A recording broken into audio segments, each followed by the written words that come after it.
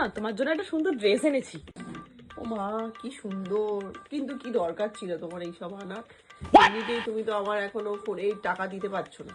শোনো না, তোমার সাথে একটা কথা ছিল, তুমি একজনকে তোমার সাথে রাখতে পারবে? কাকে? তো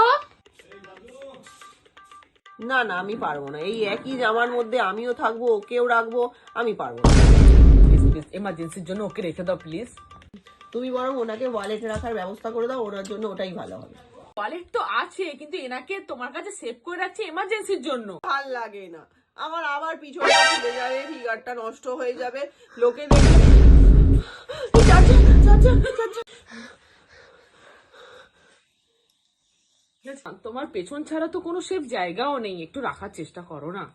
ঠিক আছে, ওনাকে বলো পিছনে চিপকে থাকতে, যখন দরকার লাগবে একবারে বের করে, ওরকম ভেতর বাইরে করা যায় না। ওয়ালেট না, এটা শ্বাস নিতে পারবে। সব জানে, ওকে সব বুঝিয়ে দিচ্ছে। এই তাড়াতাড়ি আয়, তাড়াতাড়ি আয়। আয়, আয়।